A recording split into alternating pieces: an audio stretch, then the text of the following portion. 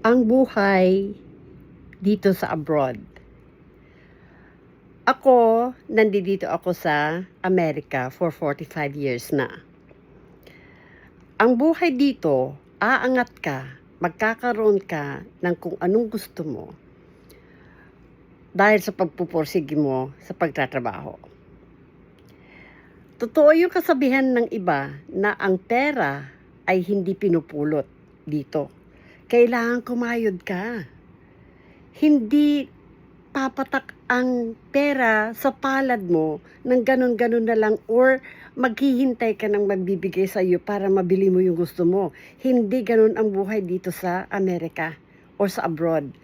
Kailangan magpursige ka para makamtan mo kung ano yung mga minimithi mong makuha sa buhay mo or magkaroon. Gusto mo magkaroon ng bahay? Ipagtrabaho mo yan. Gusto mo ng kotse? Ganon din yan.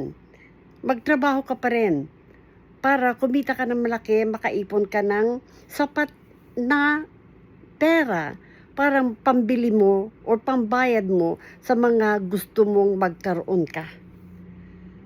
Ganon din sa mga damit, kung anong lifestyle ang gusto mo.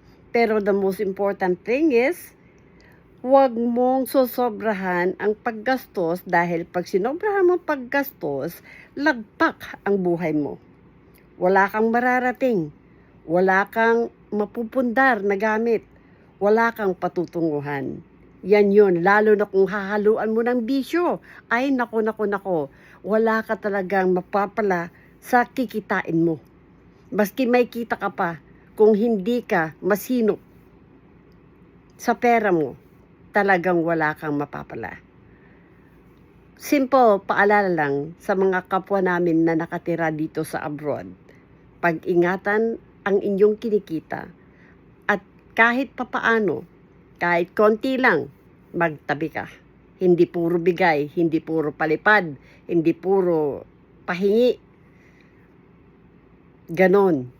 Dahil minsan, madalas sa minsan, may mga bibigyan ka na umaasa na lang na forever. Hindi forever yan, darling.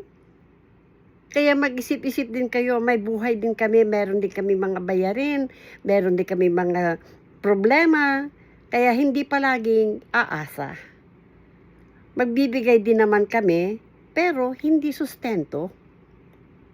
Kung meron lang. Okay, nagkakaintindihan naman siguro tayo.